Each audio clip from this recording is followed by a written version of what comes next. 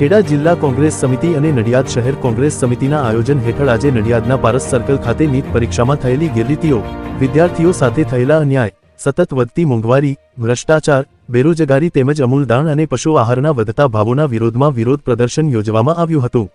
કાર્યક્રમમાં ગુજરાત પ્રદેશ કોંગ્રેસ સમિતિના ઉપપ્રમુખ બિમલભાઈ શાહ, પૂર્વ ધારાસભ્ય કનુસિંહ ડાબી, ઇન્દ્રજીતસિંહ પરમાર, ભારતસિંહ પરમાર, ખેડા જિલ્લા કોંગ્રેસ પ્રમુખ મહેન્દ્રસિંહ રાણા, નડિયાદ શહેર કોંગ્રેસ પ્રમુખ હાર્દિક ભટ્ટ, ગોકુલ શાહ, ખેડા જિલ્લા મહિલા કોંગ્રેસ પ્રમુખ સુધાબેન ચૌહાણ સહિત અનેક કોંગ્રેસના આગેવાનો, અગ્રણીઓ અને કાર્યકર્તાઓ મોટી સંખ્યામાં ઉપસ્થિત રહ્યા હતા। પ્રદર્શન દરમિયાન મહિલા કોંગ્રેસ કાર્યકર્તાઓએ મોંઘવારીનો ગરબો રમીને મોંઘવારી અને ભ્રષ્ટાચાર સામે તીવ્ર વિરોધ નોંધાવ્યો હતો। આ પ્રસંગે કોંગ્રેસ કાર્યકર્તાઓએ પારસ સર્કલથી બાબા સાહેબ આંબેડકરના સ્ટેચ્યુ સુધી મોંઘવારીની લારી સાથે રેલી કાઢી હતી અને આંબેડકર સાહેબને પુષ્પગુચ્છ અર્પણ કર્યા હતા। કોંગ્રેસે સરકારને ચેતવણી આપતા કહ્યું છે કે વિદ્યાર્થીઓના ભવિષ્ય સાથે રમત રમવામાં આવી રહી છે તે સહન કરવામાં નહીં આવે।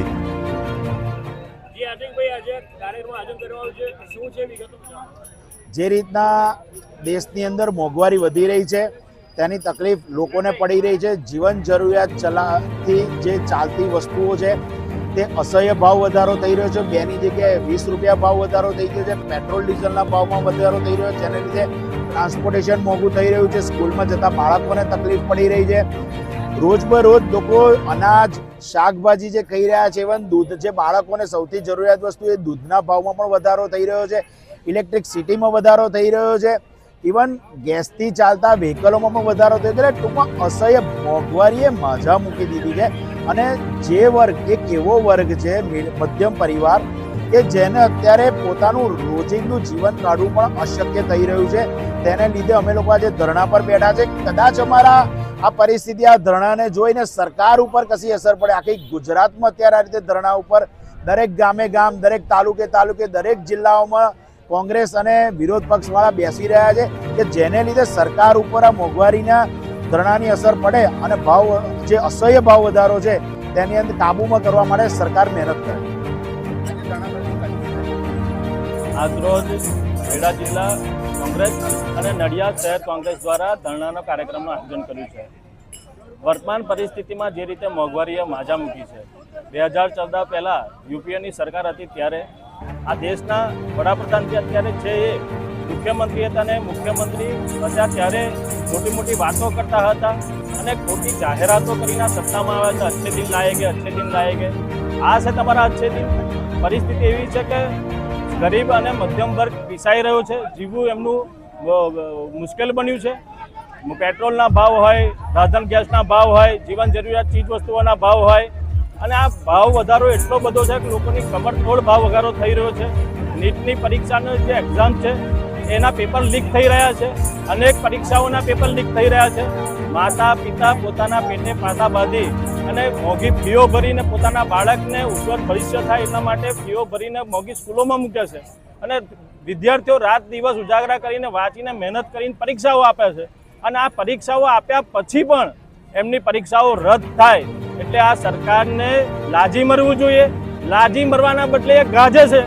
ગાજે એવી રીતે સોમનાથમાં આવ્યા અને સોમનાથમાં આવીને 1500-200 અનેક સાધનો ભેગા કરીને એમને વાત એવી કરી કે પેટ્રોલ ડીઝલના ભાવ વધ્યા છે, પેટ્રોલ ડીઝલની અછત છે, માટે પોતે બધાએ પ્રજા જોડે આહવાન કરે છે, પ્રજાને એવું કહે છે કે તમે લોકો આ મોંઘવારી જે વધી રહી છે, પેટ્રોલ ડીઝલની અછત છે, એટલા માટે આ સરકારને મદદ થાવ।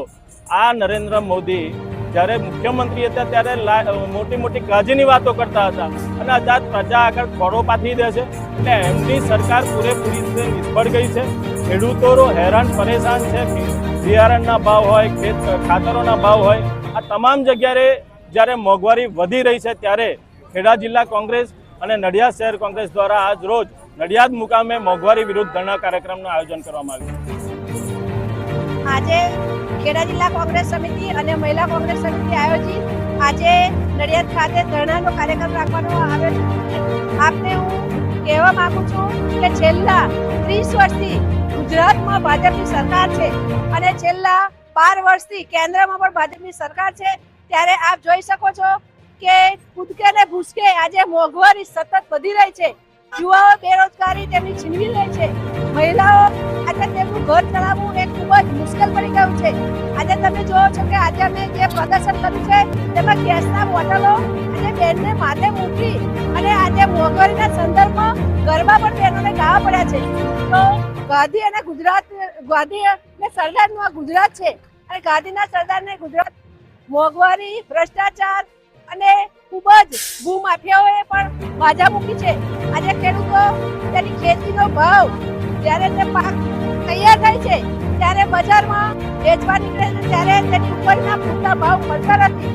મહિલાઓને આજે ગેસના રાંધણના ભાવ આજે ખૂબ જ વધી ગયા છે અને જે 15 દિવસે ગેસનો બોટલ મળતો હતો તે આજે 45 દિવસે મળતો થયો છે. આજે તમે અનાજના દરેક ભાવ, તમે કઠોળના ભાવ જો, અનાજના ભાવ જો, તેની પર પણ ખૂબ જ વધારો થઈ રહ્યો છે.